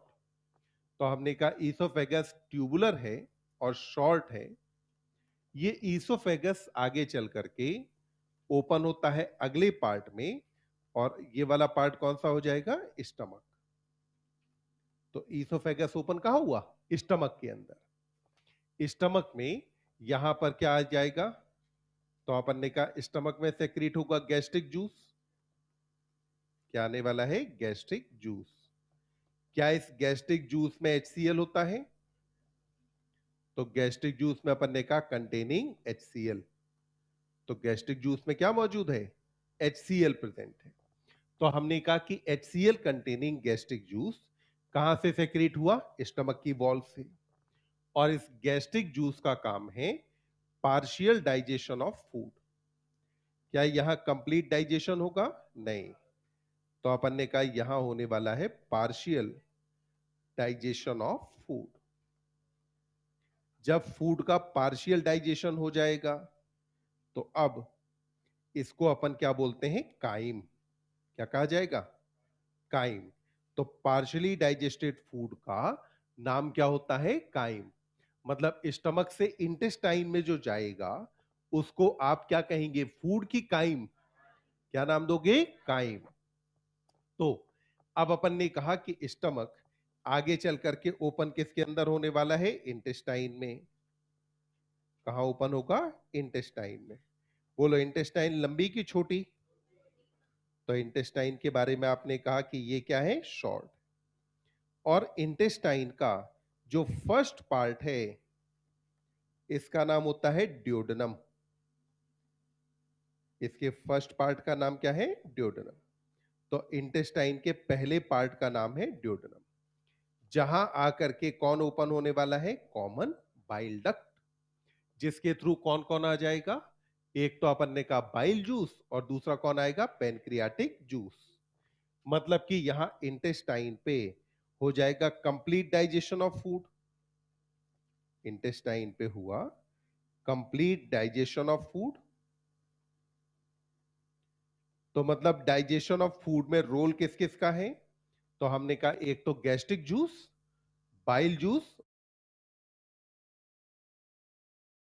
उसको आप क्या कहेंगे, फूड की काइम। क्या नाम दोगे, काइम। तो अब अपन ने कहा कि स्टमक आगे चल करके ओपन किसके अंदर होने वाला है, इंटेस्टाइन में। कहां ओपन होगा, इंटेस्टाइन में। बोलो इंटेस्टाइन लंबी की छोटी। तो इंटेस्टाइन के बारे में आपने कहा कि ये क्या है, शॉर्ट। और इंटेस्टाइन का जो फर्स्ट पार्ट है इसका नाम होता है ड्यूडेनम। इसके फर्स्ट पार्ट का नाम क्या है, ड्यूडेनम। तो इंटेस्टाइन के पहले पार्ट का नाम है ड्यूडेनम, जहां आकर के कौन ओपन होने वाला है, कॉमन बाइल डक्ट। जिसके थ्रू कौन कौन आ जाएगा, एक तो अपन ने कहा बाइल जूस और दूसरा कौन आएगा, पेनक्रियाटिक जूस। मतलब कि यहां इंटेस्टाइन पे हो जाएगा complete digestion of food. Intestine पे हुआ कंप्लीट डाइजेशन ऑफ फूड। तो मतलब डाइजेशन ऑफ फूड में रोल किस किस का है, तो हमने कहा एक तो गैस्ट्रिक जूस, बाइल जूस और पेनक्रियाटिक जूस, तीन चीजों का रोल है। किस किस का, gastric juice, bile juice, pancreatic juice. ये तीन चीजें फूड का डाइजेशन करेंगे। अब जो इंटेस्टाइन है यहां पाए जाते हैं फिंगर लाइक फोल्ड, जिनको क्या बोलते हैं, माइक्रोविलाई। क्या नाम देंगे, माइक्रोविलाई नाम देते हैं। तो यहां पर जो बनते हैं ये छोटे छोटे फोल्ड हैं जिनको बोलते हैं माइक्रोविलाई। माइक्रोविलाई कहां होते हैं, अंदर की तरफ। सरफेस एरिया बढ़ाएंगे कि घटाएंगे, सरफेस एरिया बढ़ाएंगे। जब यहां सरफेस एरिया बढ़ेगा तो यहां अब हो जाएगा absorption of digested food. Absorption किसका हो रहा है, डाइजेस्टेड फूड का। जब बेटा डाइजेस्टेड फूड का एब्जॉर्प्शन हुआ तो मतलब बाकी जो बचा हुआ पार्ट है वो अनडाइजेस्टेड फूड है। बचा हुआ पार्ट क्या है, अनडाइजेस्टेड फूड। जो अनडाइजेस्टेड फूड है ये अब आगे जाकर के कहां पहुंचेगा, रेक्टम में।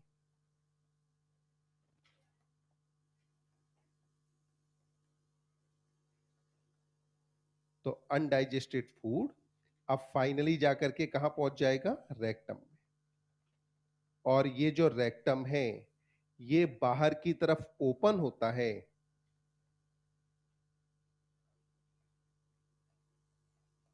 By cloaca. किसके थ्रू ओपन होता है, क्लोएका। मतलब इसके अंदर एनएस होता है क्या, नहीं। एनएस की जगह क्या मौजूद है, क्लोएका यहां पर है। अब क्लोएका क्या होता है, तो एक कॉमन ओपनिंग जिससे डाइजेस्टिव वेस्ट, नाइट्रोजनस या एक्सक्रीटरी वेस्ट और रिप्रोडक्टिव सब्सटेंस या रिप्रोडक्टिव मटेरियल बाहर जाता हो, उसको अपन नाम क्या देते हैं, क्लोएका। तो क्लोएका एक कॉमन सा चैम्बर होता है जहां एलिमेंट्री कैनाल भी आकर के ओपन होती है, जहां पर किडनी से आने वाले यूरेटर भी ओपन होंगे और जो रिप्रोडक्टिव ट्रैक्ट है वो भी आकर के ओपन होगी, तो उस कॉमन चैम्बर को अपन क्या बोल देते हैं? क्लोइका। तो ये क्लोइका जो है बाहर की तरफ ओपन हो जाएगा। आप एक बार इतना लिख के और एनसीईआरटी से डाइजेस्टिव सिस्टम पढ़ के देखिए जरा।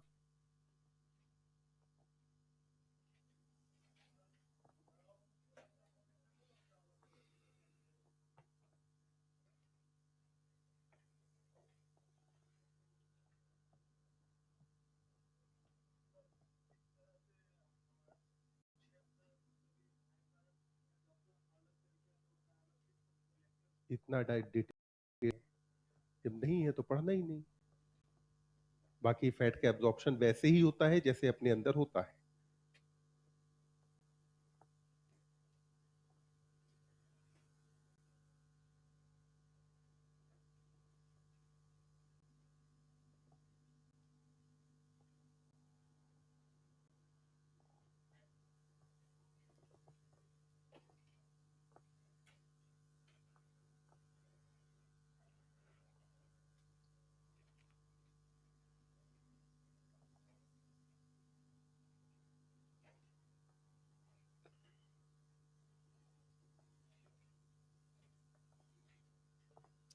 देखो, सिंस आप सब नीट के लिए ड्रॉप ले रहे हैं, तो एक इंपॉर्टेंट चीज जो अपने को ध्यान रखनी चाहिए, पानी कैसे बर्तन में भरा जा सकता है? जो खाली हो कि भरा हो? खाली हो उसमें भर सकते हैं। फिजिक्स क्या कहता है कि करंट फ्लो ज्यादा कहां होगा? जहां पोटेंशियल डिफरेंस ज्यादा हो कि कम हो? कौन बोला कम? नाम बताओ, कौन पढ़ा रहा है अभी फिजिक्स? हाँ, तो अजय सर को बोला जाएगा, इस बालक को सुधारने की जरूरत है। तो जहां पोटेंशियल डिफरेंस ज्यादा हो वहां पे करंट फ्लो ज्यादा होता है ना। वही कहानी आपके केस में है। हम जैसे अपने यहां अगर बात करें, तो लेट से जैसे सुबह सुबह मान लो अपन पूजा करते हैं, और उसमें जैसे मान लो सूर्य देवता को पानी चढ़ाते हैं ना, जल चढ़ाते हैं। वो अपने आप में एक प्रतीक है, एक सिंबल है। जब आप जाते हैं तो आप वो लोटा भरा हुआ लेके जाते हैं, है ना? फिर उसके सामने, सूर्य देवता के सामने आप पूरा खाली कर देते हैं। वो एक सिंबल है कि मेरे अंदर जितना जो कुछ भरा था मैंने खाली कर दिया। अब ये खाली बर्तन है, इसको आप भर दो, है ना? तो वैसी कहानी तुम्हारे साथ है। अगर आपकी पुरानी भूली बिसरी यादें, भूली बिसरी चीजें अगर आपके दिमाग के किसी न किसी कोने में बनी रहेंगी, चलती रहेंगी, तो पोटेंशियल डिफरेंस ज्यादा होगा कि कम? तो करंट फ्लो भी कम होगा। अगर मैं अपने दिमाग के इस बर्तन को खाली कर लूं, अगर दिमाग के अपने इस बर्तन को खाली कर लूं, तो उस केस में पोटेंशियल डिफरेंस क्या होगा? ज्यादा। तो पहला तो अपना दिमाग, जब भी आप कोई भी क्लास करें, आपको पहले कितना भी आता हो, कुछ भी सही, आप अपने दिमाग के बर्तन को एकदम खाली रख के बैठो।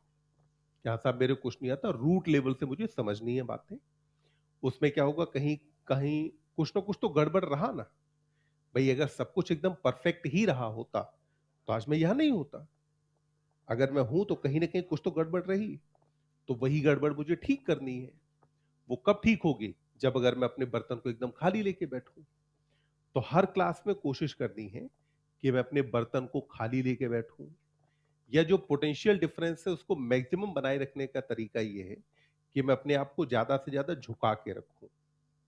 मैं अगर अपने दिमाग में लेकर के आ जाऊं कि मैं बहुत ज्ञानी आदमी हूं, मुझे सब कुछ आता है, तो अभी ऐसी बात है मेरे दिमाग में चीजें भी भरेंगी भी नहीं।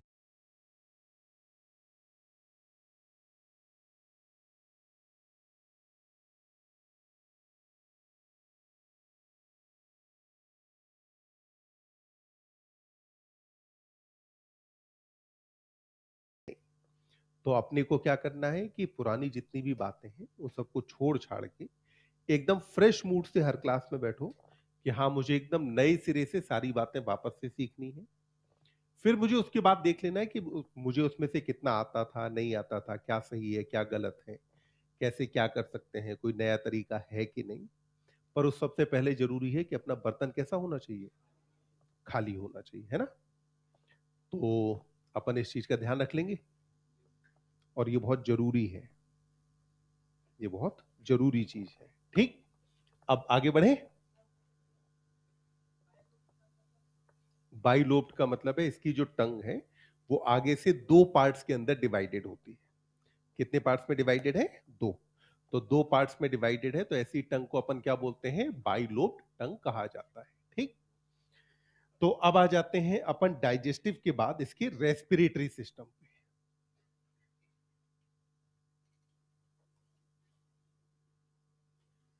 अगर आप बात करते हैं फ्रॉग के रेस्पिरेटरी सिस्टम के बारे में, तो फ्रॉग का जो रेस्पिरेटरी सिस्टम है इसमें आप देखिए यहां रेस्पिरेशन होता है तीन तरीके से। कितने तरीके हैं, तीन। सबसे पहला तरीका है स्किन। पहला तरीका कौन है बेटा, स्किन। दूसरा तरीका आ जाता है इसके पास लंग्स, और तीसरा तरीका है इसके पास बक्कल कैविटी। तीसरा तरीका कौन हुआ, बक्कल कैविटी। हालांकि अगर आप टेडपोल को भी इंक्लूड कर दें तो फिर आपको गिल्स भी इंक्लूड करने पड़ेंगे। ठीक, पर एनसीईआरटी जो बात कर रही है वो एडल्ट फ्रॉग की बात कर रही है कि एडल्ट फ्रॉग में रेस्पिरेशन कितने तरीके से हैं, तीन। पहला स्किन, दूसरा लंग्स और तीसरा तरीका क्या है, बक्कल कैविटी। ठीक, अब जब भी अगर स्किन के थ्रू रेस्पिरेशन होता हो तो ऐसे रेस्पिरेशन को अपन क्या बोलते हैं, क्यूटेनियस। तो ऐसा रेस्पिरेशन क्या कहा जाता है, क्यूटेनियस रेस्पिरेशन। वहीं बताइए अगर ये लंग्स के थ्रू होता हो तो हम इसे क्या बोलते हैं, पल्मोनरी। तो नाम क्या दे देंगे इसे, पल्मोनरी रेस्पिरेशन कहा जाता है। तो पहले हम आ जाते हैं इसमें क्यूटेनियस रेस्पिरेशन पर। तो ये जो क्यूटेनियस रेस्पिरेशन है ये हमेशा होता है, इसके अंदर हमेशा जो रेस्पिरेशन काम करता है वो कौन सा है, क्यूटेनियस। हमेशा इन द सेंस, मेढक पानी में हो तो रेस्पिरेशन कैसा, क्यूटेनियस। जमीन पे हो तो क्यूटेनियस, हाइबरनेशन में हो तो क्यूटेनियस, एस्टिवेशन में हो तो क्यूटेनियस। तो सबसे मेन रेस्पिरेटरी ऑर्गन कौन है, लंग्स की स्किन।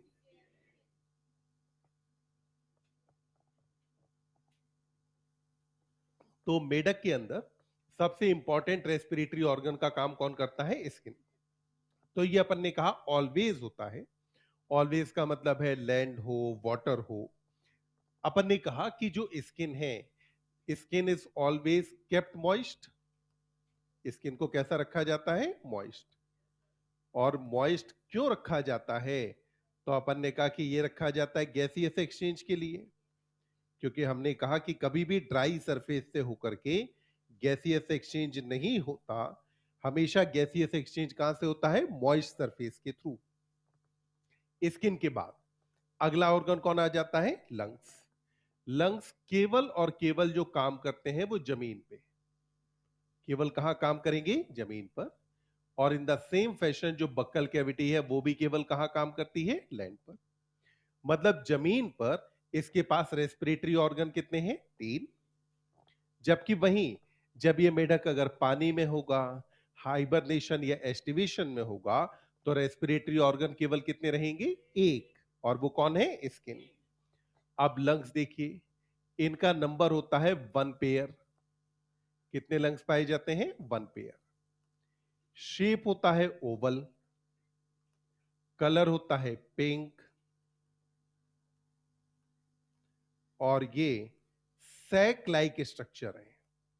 कैसी स्ट्रक्चर है, सैक लाइक स्ट्रक्चर है। सैक लाइक स्ट्रक्चर अगर आप कह रहे हैं तो ये अंदर से खाली है कि भरे, खाली। सैक वर्ड का मतलब होता है बैग या झोला। तो जो झोला या बैग है वो अंदर से कैसा होता है, खाली। हमारे जो लंग्स हैं हम उनके लिए कभी सैक नहीं कहते, हम कहते हैं हमारे लंग्स हैं सॉलिड एंड स्पंजी। क्या कहा जाता है, सॉलिड एंड स्पंजी। जबकि यहां पर क्या कहा जा रहा है, लंग्स के लिए कैसे हैं, सैक लाइक हैं। मतलब बैग लाइक स्ट्रक्चर यहां कौन पाई जा रही है, लंग्स। तो अपन ने कहा कि लंग्स यहां पर वन पेयर हैं, शेप में ओवल होते हैं, ऑब्वियस सी बात है, बॉडी कैविटी में अपर पार्ट के अंदर पाए जाने चाहिए। कलर कैसा रहेगा? पिंक, क्योंकि अगर लंग्स है तो गैसियस एक्सचेंज होगा तो ब्लड सर्कुलेशन भी चाहिए, तो कलर कैसा हो जाएगा? पिंक। और अपन ने कहा स्ट्रक्चर कैसी रहेगी? अपन ने कहा कि लंग्स यहां पर वन पेयर हैं, शेप में ओवल होते हैं। ऑब्वियस सी बात है, बॉडी कैविटी में अपर पार्ट के अंदर पाए जाने चाहिए। कलर कैसा रहेगा? पिंक, क्योंकि अगर लंग्स है तो गैसियस एक्सचेंज होगा तो ब्लड सर्कुलेशन भी चाहिए, तो कलर कैसा हो जाएगा? पिंक। और अपन ने कहा स्ट्रक्चर कैसी रहेगी? Sac like. एक और रेस्पिरेशन कौन सा होता है? बक्कल। तो बक्कल कैविटी से जब रेस्पिरेशन होता है तो फ्रॉग क्या करता है? अपने मुंह के अंदर भरता है एयर, और फिर अपने इसको पैलेट को उठाता है ऊपर, बक्कल कैविटी के फ्लोर को ऊपर उठाता है, जिससे बक्कल कैविटी के अंदर एयर का जो फोर्स है वो कंपैरेटिवली क्या हो जाएगा? प्रेशर ज्यादा, तो वहां से गैसियस एक्सचेंज हो जाता है। अब आप कहोगे कि लंग्स के थ्रू प्राइमरीली क्यों नहीं? तो अब उसका कारण भी एक बार सुन लो, हालांकि एनसीईआरटी ने नहीं दिया है। आपके अंदर जो होती है वो है निगेटिव प्रेशर ब्रीदिंग। कैसी होती है? Negative pressure breathing. मतलब आपको एयर को फोर्सिबली अपनी लंग्स में भरना नहीं है।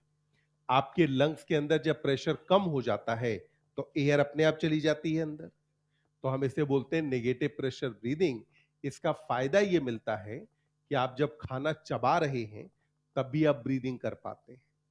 मेढक के अंदर होती है पॉजिटिव प्रेशर ब्रीदिंग, तो जब इसकी बक्कल कैविटी के अंदर अगर फूड है तो उतने टाइम ये ब्रीदिंग नहीं कर सकता, क्योंकि इसे एयर अपनी बक्कल कैविटी में भरनी है, फिर एयर को स्वेलो करना है ताकि ये जाके कहां पर पहुंच जाए? लंग्स के पास।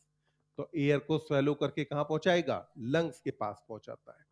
तो अपन ने कहा कि रेस्पिरेटरी सिस्टम में ऑर्गन्स कितने हैं? 3। स्किन है, लंग्स हैं और बक्कल कैविटी पाई जाती है। अब रेस्पिरेटरी सिस्टम के बाद अगली बात आती है इसमें सर्कुलेटरी सिस्टम की।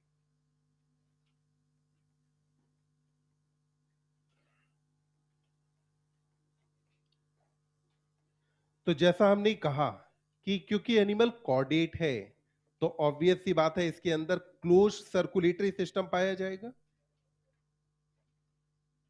सर्कुलेटरी सिस्टम कैसा रहेगा? क्लोज्ड होगा।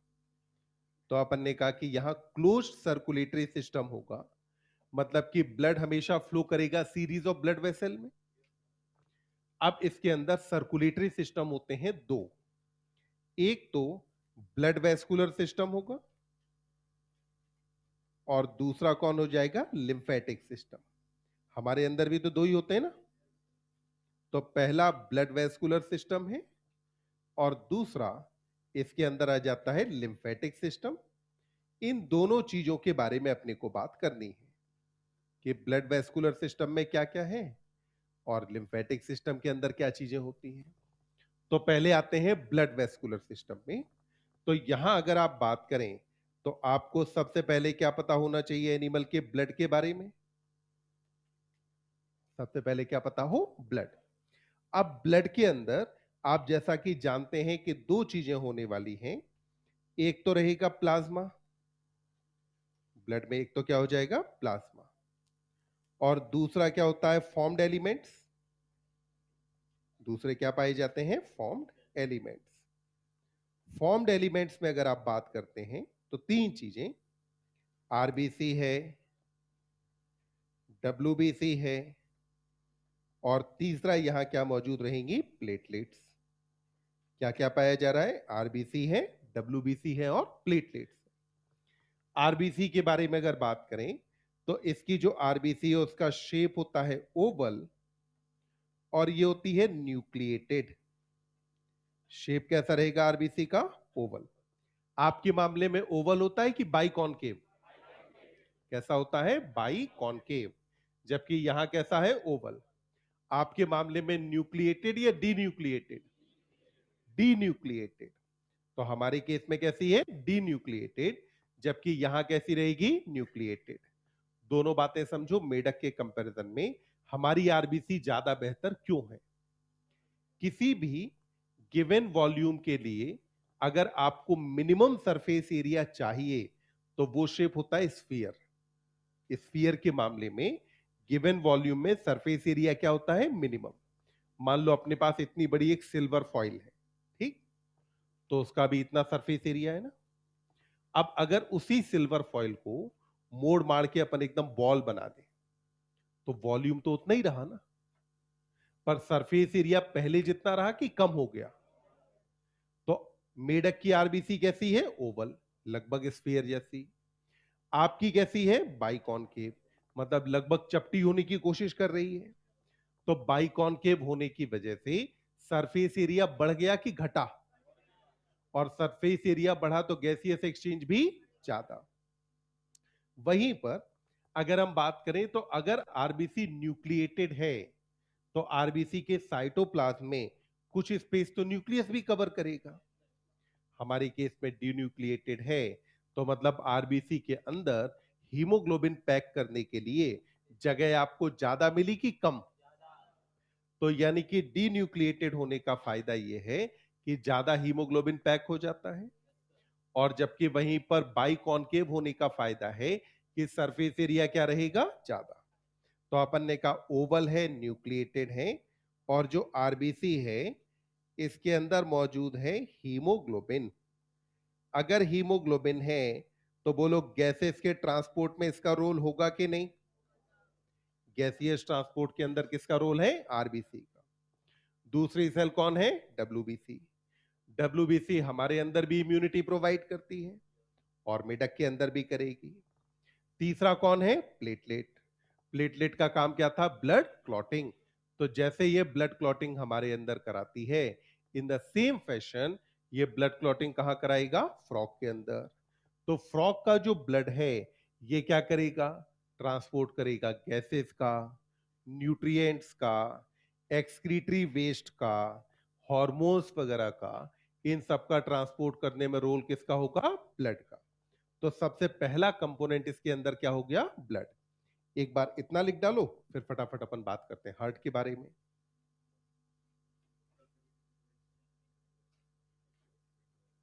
मैंने कब कहा कि नहीं करेगा? एक तो हुआ कि लंग्स में पहुंचा दो, दूसरा है कि लंग्स में आपने पहुंचा दिया, फिर उसके बाद जो बक्कल कैविटी है, बक्कल कैविटी के अंदर भी एयर है और उस एयर को प्रेशराइज किया, क्योंकि आपने जो बक्कल कैविटी का फ्लोर है उसे ऊपर उठा दिया, तो एयर प्रेशर यहां बढ़ा तो कुछ एक्सचेंज बक्कल कैविटी से हुआ, कुछ लंग्स के थ्रू हुआ। तभी तो दोनों ऑर्गन केवल लैंड पे ही काम करते हैं।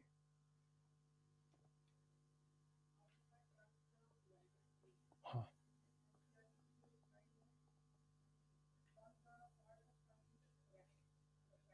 वो थोरेक्स इसलिए कह देते हैं क्योंकि ऊपर वाला पार्ट है, आपके लिए अपने रेफरेंस में चीजें समझना आसान हो जाता है। तो इसीलिए कहा कि ये जो है आपका ट्रंक के अपर पार्ट में है। ट्रंक के अपर पार्ट का मतलब क्या होता है आपके केस में? थोरेक्स। जबकि यहां थोरेक्स और एब्डोमेन में डिवीजन नहीं है क्योंकि डायफ्राम नहीं है, तो इसीलिए थोरेक्स ब्रैकेट में लिखा है ना।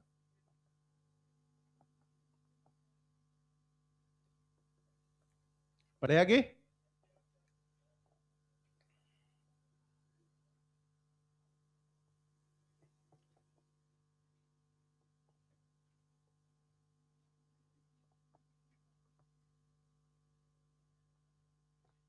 अब देखिए, अगर हम बात करते हैं मेढक के हार्ट के बारे में, तो हार्ट में सबसे पहले बेटा कितने चैम्बर पाए जाते हैं? 3 चैम्बर होते हैं ना। बोलो एट्रिया का नंबर कितना? वेंट्रिकल कितने? तो 3 चैम्बर है, इसका मतलब है 2 यहां पर एट्रिया है और वेंट्रिकल का नंबर कितना है? 1। तो 2 एट्रिया और 1 वेंट्रिकल यहां पर पाए जाते हैं। हमारे हार्ट के बाहर कवरिंग पाई जाती है ना, यहां भी हार्ट के बाहर एक कवरिंग है और जो कवरिंग है उसका नाम क्या है? पेरिकार्डियम। तो हार्ट के बाहर बेटा कवरिंग का नाम क्या होता है? पेरिकार्डियम। तो पेरिकार्डियम वो कवरिंग है जो कि हार्ट के बाहर की तरफ मौजूद है। और हार्ट में अभी नंबर ऑफ चैम्बर कितने हैं? 3। 3 चैम्बर में हमने कहा एट्रिया कितने हैं? 2। तो ऑब्वियस सी बात है लेफ्ट और राइट हो गए। जबकि वेंट्रिकल का नंबर कितना है? 1। अब समझिए जरा, अगर मैं बात करता हूं इसके हार्ट की, तो अभी हम जो देख रहे हैं वो हम देख रहे हैं बेटा डॉर्सल व्यू। किस साइड की तरफ से देख रहे हैं? डॉर्सल। जब डॉर्सल साइड की तरफ से आप देखेंगे तो आपने अभी यही कहा है ना कि एट्रिया कितने हैं? दो। और वेंट्रिकल कितना है? एक। तो आपने किधर से देखा है? डॉर्सल। ध्यान रखना, ये साइड कौन सी है? डॉर्सल। मतलब कि अब आप हार्ट को इधर से देखने वाले हैं कि इधर से? पीछे से ना। अगर पीछे से देखेंगे तो जो राइट में है वो राइट में दिखेगा, जो लेफ्ट में है वो लेफ्ट में ही दिखाई देगा। मतलब जब आप पीछे से देख रहे हैं तो ये राइट एट्रिया है, ये कौन सा है? Left atria. और ये कौन है यहां पर? वेंट्रिकल। वहीं पर अगर आप वेंट्रल साइड की तरफ देखें तो वेंट्रल साइड से जब देखेंगे तो यही कहानी अपोजिट हो जाएगी ना। तो अपन ने कहा कि अगर वेंट्रल साइड की तरफ से देखेंगे तो ये कहानी हो जाएगी अपोजिट। मतलब कि अब ये बनेगा राइट एट्रिया, ये होगा लेफ्ट एट्रिया, और ये कौन बन गया? वेंट्रिकल। तो सबसे पहले ये अरेंजमेंट समझ में आई अपने को। अब जरा देखो, डॉर्सल साइड पर एक ट्रायंगुलर स्ट्रक्चर है। कैसी स्ट्रक्चर है? ट्रायंगुलर। ये जो ट्रायंगुलर स्ट्रक्चर है ये कुछ ऐसे करके है।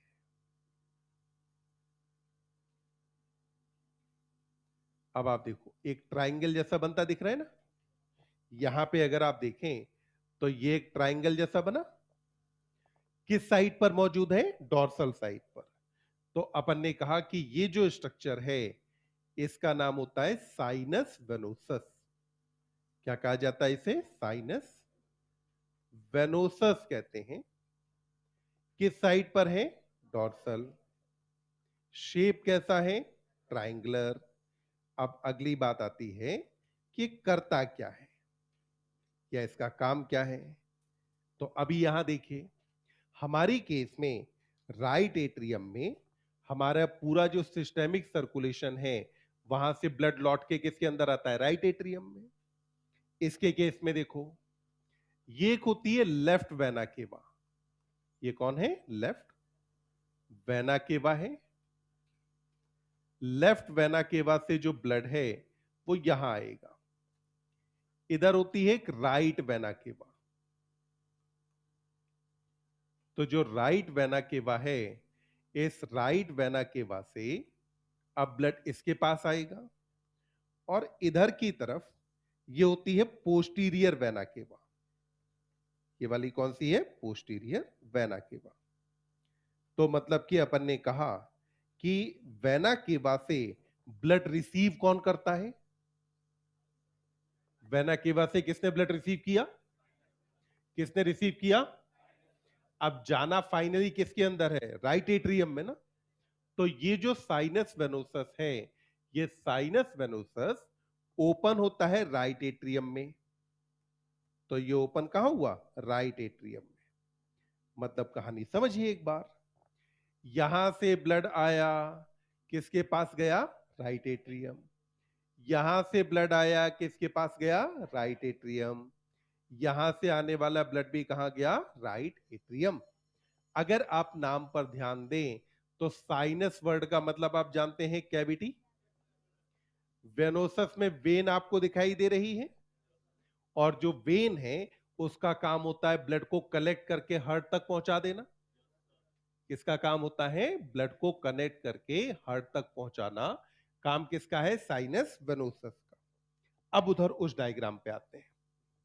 इस वाले डायग्राम में ये जो साइड आपको दिख रही है ये क्या है? वेंट्रल। ये वाली साइड कौन सी है? वेंट्रल। अब देखो, इधर वेंट्रल साइड से एक स्ट्रक्चर ओरिजिनेट होगी जो लगभग ट्यूबुलर है। इसका शेप लगभग बेटा कैसा रहता है? ट्यूबुलर। तो ये ट्यूबुलर स्ट्रक्चर ओरिजिनेट होती है जो आगे जाकर के कितने ब्रांच में डिवाइड हो जा रही है? दो। कितने में डिवाइड हुई? दो। समझना, आपके पास लंग्स में ब्लड पंप करने के लिए राइट वेंट्रिकल है और बॉडी में पंप करने के लिए लेफ्ट वेंट्रिकल है। मेढक के पास ऐसा नहीं है। तो मेढक में इसलिए क्या होगा कि वेंट्रिकल से जो ब्लड है ये ब्लड किसके पास जाता है? तो अपन ने कहा कि इसको अपन नाम देंगे ट्रंकस आर्टेरियोसस। क्या कहा जाता है इसे? ट्रंकस आर्टेरियोसस कहते हैं। ट्रंकस आर्टेरियोसस डॉर्सल साइड पर कि वेंट्रल? ट्रायंगुलर है कि ट्यूबुलर? तो ये किधर पाया जाता है? वेंट्रल साइड पर। और शेप कैसा है? ट्यूबुलर। अब यहां देखो, वेंट्रिकल से जो ब्लड है वो किसके पास पहुंचा? ट्रंकस आर्टेरियोसस में। जो आगे चल के कितनी ब्रांच में डिवाइड करी? दो। इनमें से ये जो ब्रांच है इसको अपन बोलते हैं पल्मोनरी ट्रंक। एक कौन सी हो जाती है? Pulmonary trunk.